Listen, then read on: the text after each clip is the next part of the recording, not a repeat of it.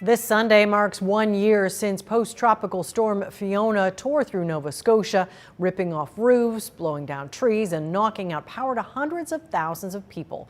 The storm caused extensive damage in Pictou County, leaving residents there with a big mess to clean up. Jeremy Leclair is co-owner of Urban Roots, a landscape design and tree care company. So can you talk to me about what it was like the first few days after Fiona struck, what it was like for you and your business?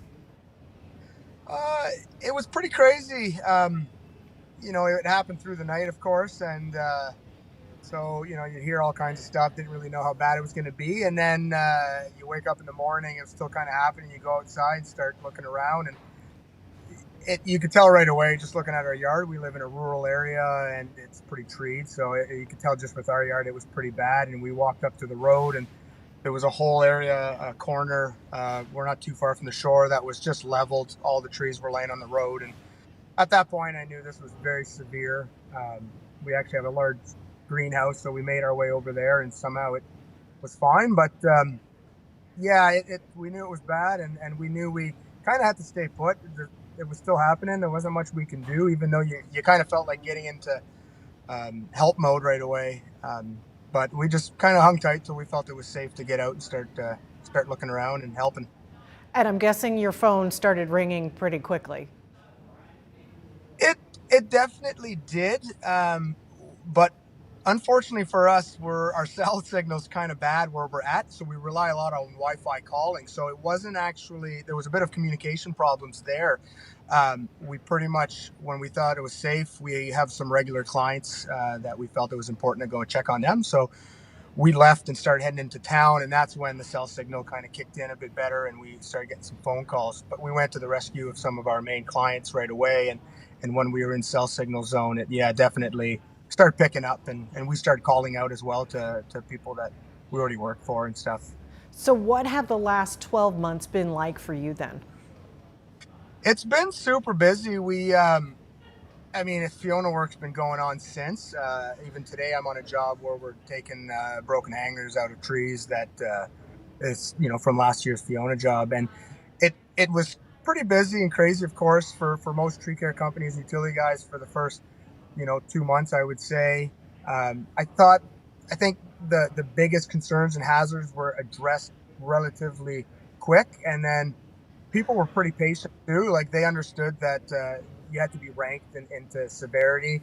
If people had trees on their house or on their line or couldn't get out, we addressed their issues first, and then typically went after the other stuff later that wasn't as concerning.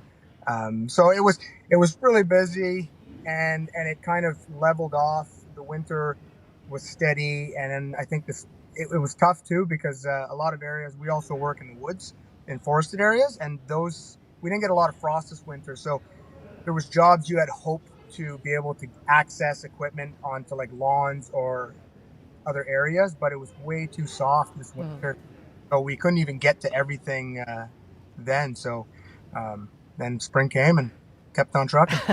Well, was this kind of cleanup usually covered by people's insurance, or were homeowners paying out of pocket? It was a mix, I would say. Everyone, of course, was seeing what insurance could do. And some people had really good insurance. I'd never heard of landscape insurance, but there was a customer who had landscape insurance, so they were able to kind of fix their gardens. And of course, when you're accessing backyards with equipment to get wood and everything out, you kind of make a bit of a mess sometimes. So the insurance for them was able to cover it, whereas others, it was the bare minimum. If there was a tree on their house, we literally had to just say it was a quote to remove it, and then everything else had to be for the homeowner. And it was kind of tricky, because sometimes you had to tackle more of the tree to get to where it was hitting the house. So it was a tough spot. It definitely was probably quite a learning curve for these insurance companies. There was people from all over the place coming and going, and brokers, and so it was tough communicating to know. And same with the homeowners. I think it was tough to, like, who do you talk to, and when is someone going to come and stuff. So luckily for ourselves at home, we didn't have any damage to the house. So I felt bad for a lot of these people with Now, we've gone through another post-tropical storm just recently, although Lee didn't pack the punch that Fiona did.